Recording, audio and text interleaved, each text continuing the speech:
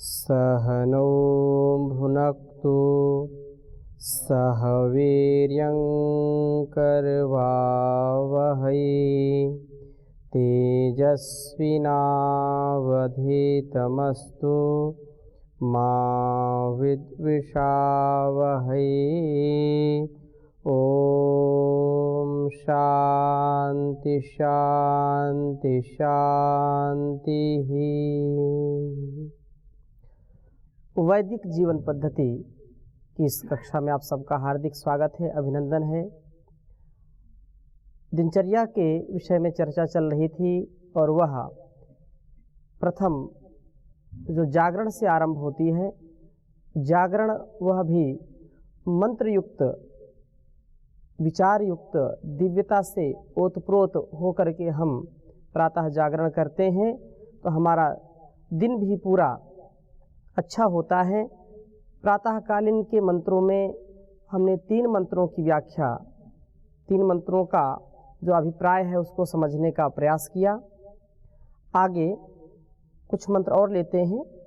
आप में से किसी का कोई इसमें प्रश्न हो तो आप पूछ सकते हैं, पीछे जो पढ़ाया है। ओम स्वामी जी। जी, ये मंत्र कितने समय से कितने बजे तक होना चाहिए सुबह प्रातःकाल? मंत्र जैसे कि बताया कि प्रातःकालीन जो ब्रह्म वेला है, ब्रह्म वेला का तात्पर्य जैसे आप रात्रि में 10 बजे तक सो जाएं तो 4 बजे तक उठ जाएं।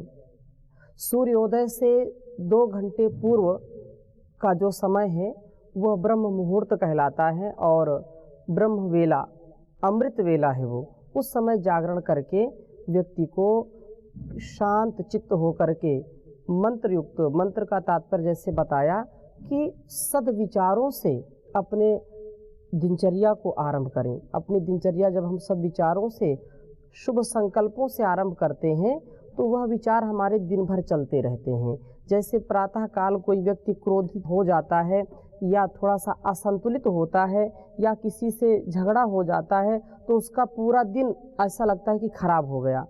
और ऐसे लोगों का जो व्यवहार है वो दूसरों को भी प्रभावित करता है। इसलिए प्रातःकाल मंत्रयुक्त हमारा ये दिन आरंभ हो, ऐसी भावना से मंत्रों का उच्चारण करते हैं। जी स्वामी जी। जी, आपने ये प्रातःकालीन जागरण की महिमा का गुणगान यहाँ किया जी, और इसका हम लोग आनंद भी ले रहे हैं। वैदिक गुरुकुलम में सुबह 3:45 में उठकर प्रार्थना, यज्ञ, योग करते भी हैं। जी।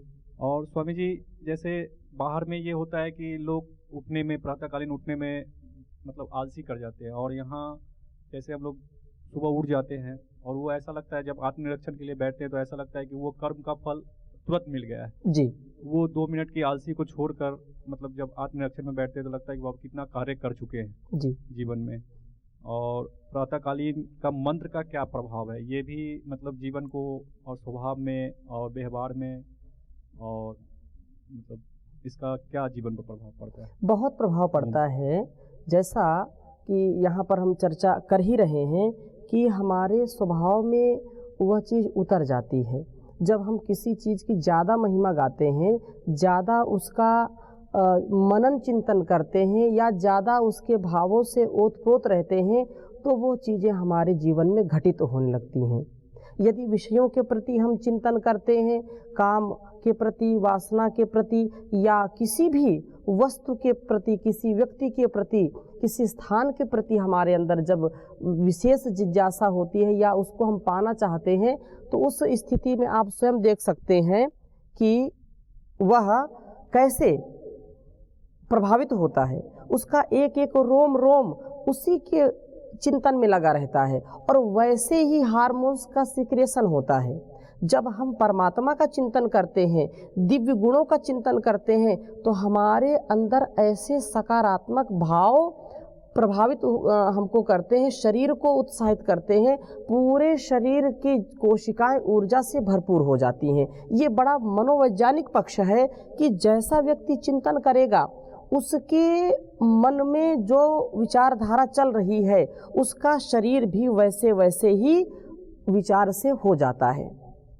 विचार की बड़ी महिमा है। इसका जब प्रसंग आएगा तो इस पर चर्चा करेंगे।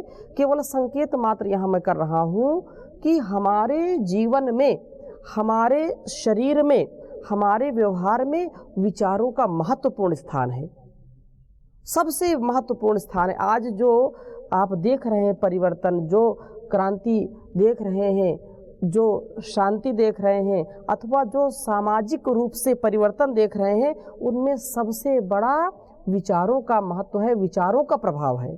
इसलिए मंत्रों का जो उच्चारण है, मंत्रों का जो मनन चिंतन है, उससे हमारे अंदर समरसता, त्याग, तपस्या, विनयशीलता, कृतज्ञता, भक्ति भावना, उत्साह और हर प्रकार के मुसीबतों से लड़ने की क्षमता विकसित होती है।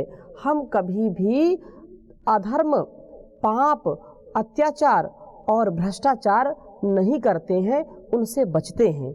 इसलिए यह शुभ संकल्प हमारे अंदर जागृत हो, ऐसे विचार भावना से इसको हम आगे बढ़ाते हैं और मंत्रों का उच्चारण करते हैं। यहाँ समूह में आप करते हैं, जो समूह में नहीं रहते हैं वो अकेले करते हैं, लेकिन विचार बहुत ही महत्वपूर्ण है। केवल मंत्रों का उच्चारण करना ठीक है, वो कुछ अंश तक लाभ मिलता है शारीरिक रूप से, परंतु भावना पूर्वक, अर्थपूर्वक उसका हम चिंतन करें और वो मंत्र क्या संदेश हमको दे रहे हैं, क्या उपदेश दे रहे हैं, उनका चिंतन करके जब आप इसका जीवन में आचरण करते हैं तो अत्यंत लाभ मिलता है। इसमें कोई संशय नहीं है। विचारों का बहुत बड़ा महत्व है। ठीक है, आगे चलते हैं। इसी क्रम में जो चौथा मंत्र है, विशेष मंत्र है और प्रत्येक व्यक्ति को अपने जीवन में इसको धारण करना चाहिए। ऐसे ही विचार से ओतप्रोत रहना चाहिए।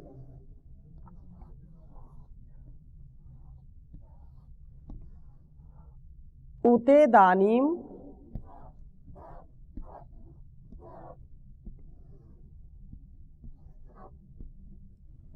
उते दानीम भगवन्तः उते दानीम भगवन्तः स्यामोत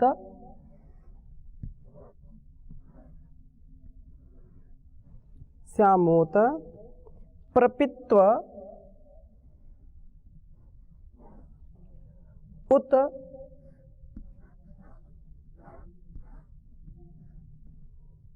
मध्ये अह्नाम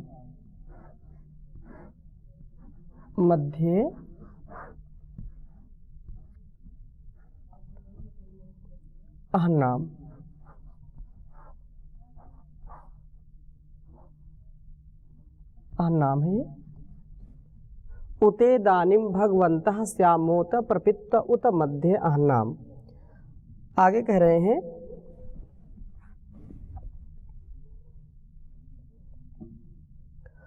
उतोदिता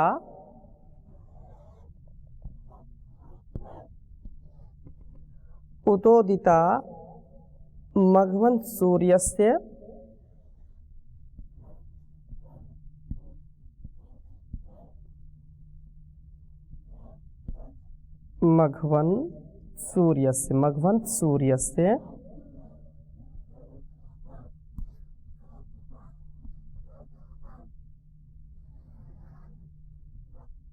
सूर्यस्य वयं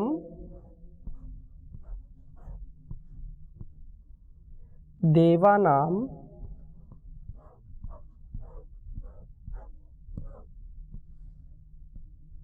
सुमतौ स्याम।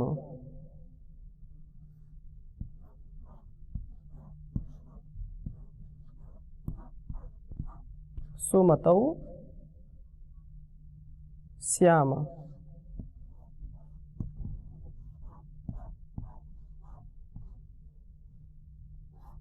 चौथा मंत्र है ये, उच्चारण कर सकते हैं।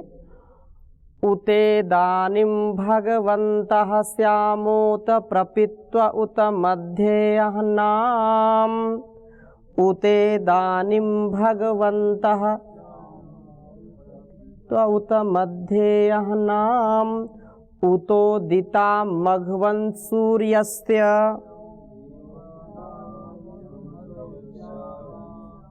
पुनः उच्चारण करेंगे आधा आधा। उतेदानीं भगवन्तः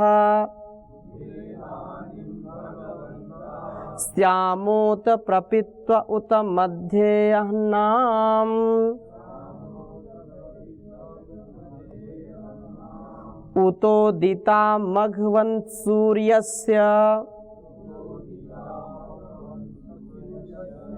वयं देवानां सुमतौ स्याम।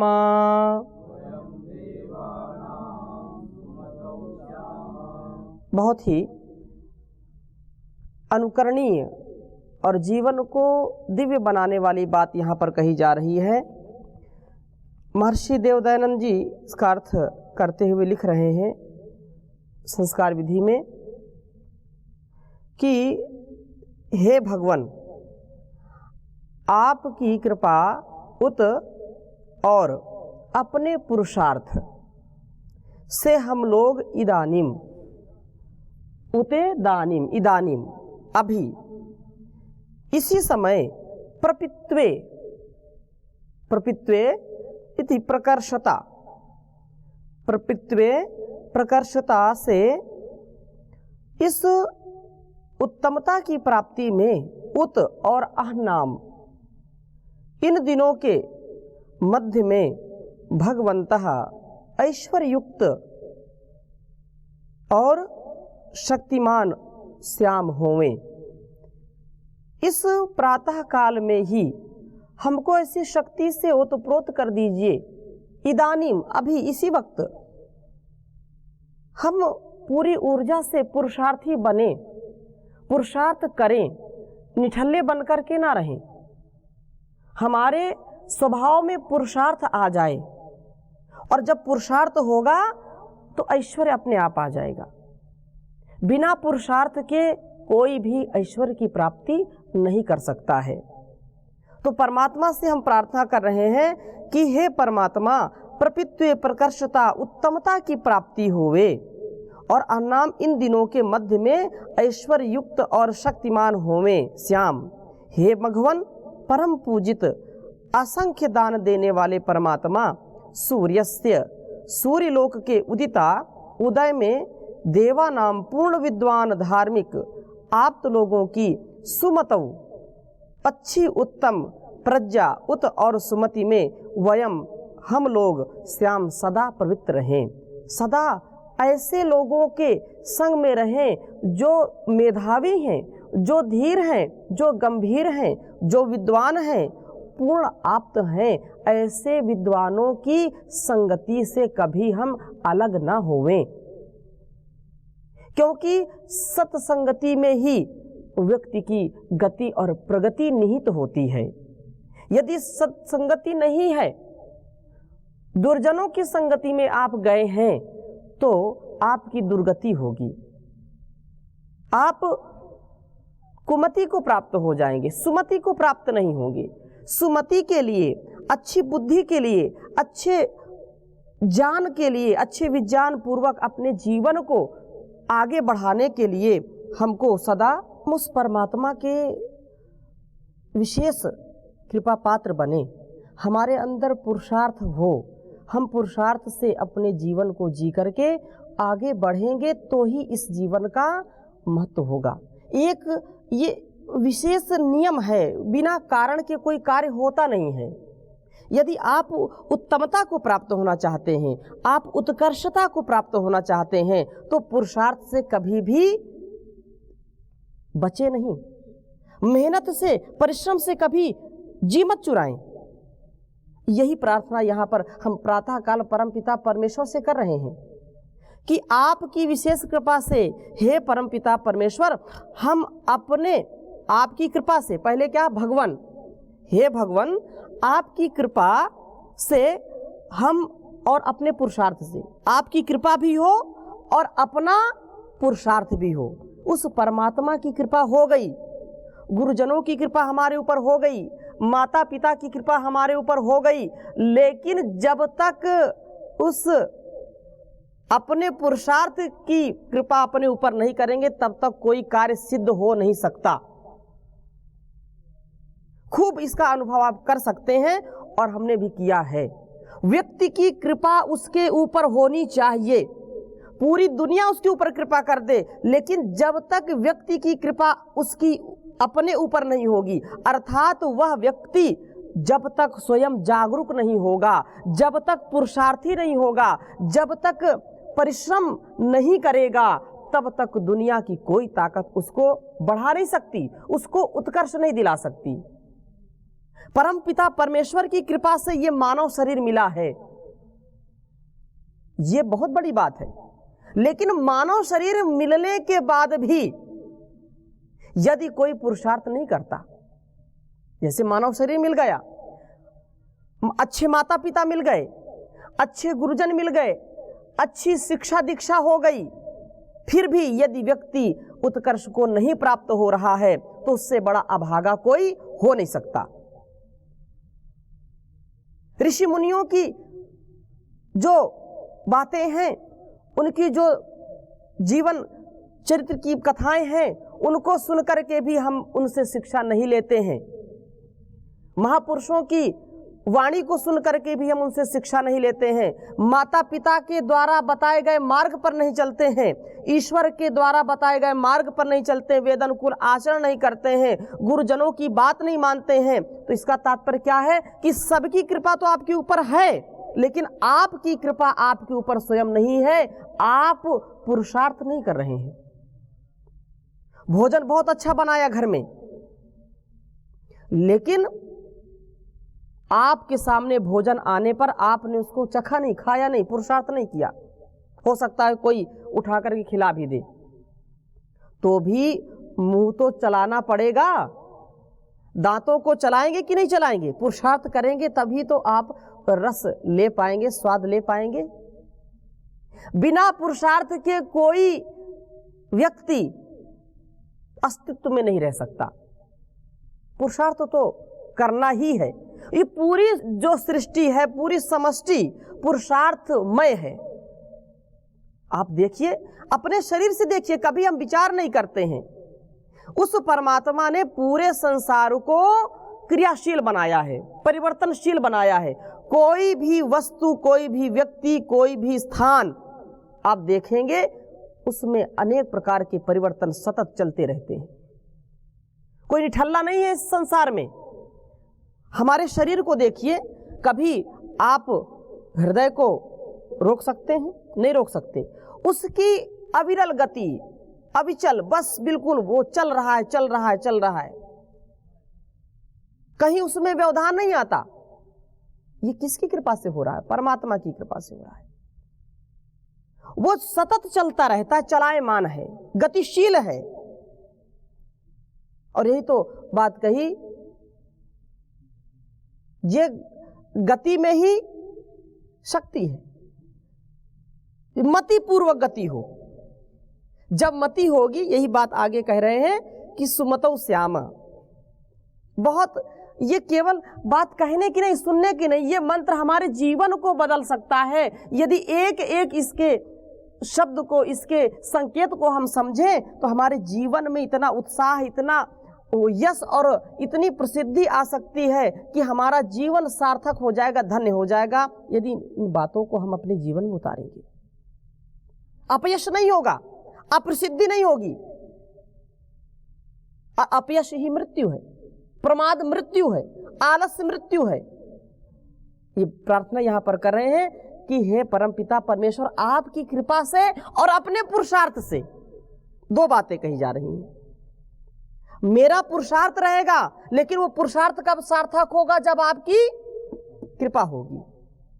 आप मति देंगे, सम्मति देंगे, आप साहस देंगे, आप मुझको दृष्टि देंगे, इन इंद्रियों में शक्ति देंगे, ज्ञान इंद्रियां मेरी शक्ति वाली हो जाएंगी, तो मैं अच्छे अच्छे कार्य में इनको लगा करके, पुरुषार्थ करके जीवन के उत्कर्ष को पाऊंगा। ऐसा नहीं कि अजगर करे न चाकरी, पंछी करे न काम, दास मलूका कह गए सबके दाता राम, कुछ नहीं करना काम, राम राम जपना पराया माल। ये निठल्लेपन की निशानी है। ऐसा जो व्यक्ति सोचता है वो कभी भी कहीं भी उन्नति को प्राप्त नहीं हो सकता है।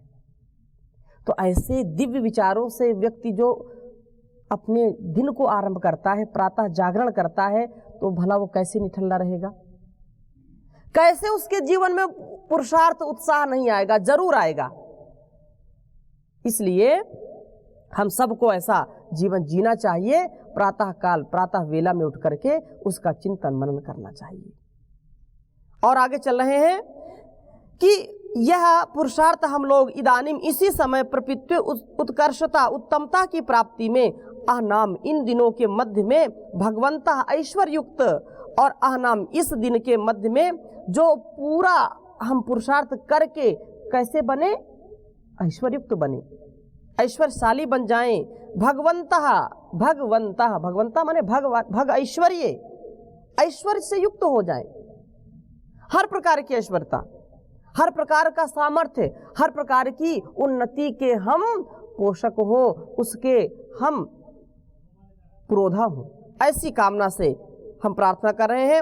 और कह रहे हैं कि हे परमपिता परमेश्वर उत मघवन परम पूजित असंख्य दान देने हारे। कितना देता है वो, कितना देता है, इसकी कोई कल्पना नहीं कर सकता। चारों ओर से देता है और जब लेता है तो कुछ छोड़ता नहीं है। हाँ, कहते कहावत कहते हैं लोग, ईश्वर देता है तो छप्पड़ फाड़ के देता है और लेता है तो दरवाजा भी उखाड़ लेता है। कहने का आशय ये है कि उसकी कृपा के पात्र आप बनिए। उसकी जो कृपा है, ये हमारी आंखें काम कर रही हैं, हमारा शरीर काम कर रहा है, हृदय काम कर रहा है, धमनियां काम कर रही हैं, श्वास आ जा रहा है अपने आप, ये उसी की सब देन है। उसी की शक्ति से ये सब काम कर रहे हैं। यन मनसा न मनते ये नाहुर मनोमतम तदेव ब्रह्मत्वम विद्धि नेदम यदिदम उपासते। वो चक्षुष चक्षु, श्रोत्र से श्रोत्रम, मनसो मनो यद वाचो हवाचम सऊ प्राण से प्राणः। ऐसी भावना से वह परमात्मा हमको शक्ति देता है। तो इस शक्ति का हम सदुपयोग करें, दुरुपयोग न करें, नहीं तो ये जीवन बहुत निरर्थक हो जाएगा। ये जो अनेक सुकर्मों से ये जो जीवन मिला है मनुष्य का, ये फिर बार बार नहीं मिलेगा। मनुष्य जन्म अनमोल रे, इसे माटी में ना रोल रे। अब तो मिला है फिर ना मिलेगा, कभी नहीं कभी नहीं कभी नहीं। ये बार बार मिलने वाला नहीं है। शुभ कर्मों से ये मानव शरीर मिला है, तो इसका हम सदुपयोग करें। भोग वासनाओं में ना बहें, ठहरे। जो ठहर गया सो योगी और जो बह गया सो, तो ये तो प्रवाह चल रहा है। लक्ष्य को निर्धारण करें। लक्ष्य की बात कर रहे हैं तो लक्ष्य तो निर्धारित करना ही पड़ेगा। और जब जिसने प्रातः जागरण में लक्ष्य निर्धारित कर लिया है, उसको कौन लक्ष्य से रोक सकता है? लक्ष्य नहीं है जिनका जीवन में ऐसे ही रह जाते हैं जैसे लाखों करोड़ों पत्ते पानी में बह जाते हैं। तो ये बहाव में ना बहें, बहाव में ना बहें, ठहरें। बहाव के विरुद्ध बहना ही पौरुष है। और यदि आप बहाव में बह रहे हैं तो आप नपुंसक हैं, आप पुरुषार्थी नहीं हैं। आप तो बस जैसे बह रहा है, एक तिनका बह रहा है, बहाव में बह रहे हैं। तो संसार के बहाव में ना बहें। बड़े भाग मानुष तन पावा, सुर दुर्लभ सब ग्रंथ ही गावा। ये मनुष्य का शरीर परमात्मा ने दिया है, इससे बड़ी कृपा और क्या हो सकती है उस ईश्वर की। और वह पुरुषार्थ चतुष्टय के लिए, धर्म अर्थ काम और मोक्ष के लिए मिला है। तो साधक कह रहा है कि परमात्मा आप अपनी कृपा हम पर बनाए रखें, हम पुरुषार्थ करेंगे और लक्ष्य की प्राप्ति करेंगे। इस प्रकार से हमको अपने जीवन को सदा आगे जीने का संकल्प लेकर के बढ़ना चाहिए। और कह रहे हैं कि असंख्य धन के देने वाले परमात्मा सूर्य से सूर्य लोक के उदिता उदय में देवा नाम पूर्ण विद्वान धार्मिक आप्त लोगों की अच्छी उत्तम प्रजा और सुमति में हम लोग सदा प्रवृत्त रहें। इस सूर्य के आलोक में हम सदा प्रकाशित रहें, हम आरोग्यता को प्राप्त हों। सूर्य यदि ना हो तो हमारा जीवन चल नहीं सकता। सूर्य हमको जीवनी शक्ति प्रदान करता है। यदि सूर्य ना उदित हो तो संसार अंधकारमय रहेगा। सूर्य ज्ञान का प्रतीक है, सूर्य अग्नि का प्रतीक है, सूर्य हमारे आरोग्यता का प्रतीक है, हमारे जीवन का प्रतीक है। वो हमको जीवन देने वाला है सूर्य। इसलिए सूर्य के प्रताप में, सूर्य के उदय में हम पूर्ण विद्वानों की संगति में रहें। सूर्य अपनी रश्मियों से यहाँ का जो दूषितपन है, जो प्रदूषण है, उसको अवशोषित करता है, चीज़ों को शुद्ध करता है। नहीं तो यहाँ सब गीला हो जाए, यहाँ इतनी आर्द्रता आ जाएगी कि रोग बढ़ने लगेंगे, चर्म रोग हो जाएंगे, दुर्गंधी चारों ओर फैलेगी, महामारी आ जाएगी यदि सूर्य ना हो। सूर्य यदि उदय ना हो तो प्रकाश संश्लेषण की क्रिया नहीं होगी, तो वनस्पतियां भी नहीं होगी, वनस्पतियां नहीं होगी तो हमारा जीवन भी नहीं होगा, वर्षा नहीं होगी। इसलिए सूर्य हमको जीवन प्रदान करता है। तो सूर्य के प्रकाश में एक तो सूर्य का प्रकाश हो, दूसरा क्या, विद्वानों की संगति हो, जो धीर हैं, गंभीर हैं, जो विद्वान हैं, धार्मिक हैं, उनकी संगति हमको मिले। यदि उनकी संगति में रहेंगे, उनकी सुमति में रहेंगे, सुमति का समझिए अर्थ, जो हमको सद्गति प्रदान कर दे, हमको जो लक्ष्य तक पहुंचा दे, वो सुमति है। जो हमको भटका दे, हमको पतित कर दे, हमको अपने व्यवहार से, अपने कर्तव्य से च्युत कर दे, गिरा दे, वो कुमति है। तो ये प्रार्थना हम कर रहे हैं ईश्वर से कि हमको सुमतौ श्याम, सुमति में हमको ऐसे विद्वानों की अच्छी प्रज्ञा, उत्तम प्रज्ञा और सुमति में हम लोग सदा प्रवृत्त रहें। पूर्ण धार्मिक आप्त लोगों की सुमति में, क्योंकि सठ सुधरहि सत संगत पाई, पारस परत कुधात सुहाई, सत संगत मुद मंगल मूला, सोई फल सब साधन फूला। ये प्रार्थना की जा रही है, इसकी व्याख्या अगले भाग में और करेंगे। अभी यहीं तक। ओम शांति शांति शांति।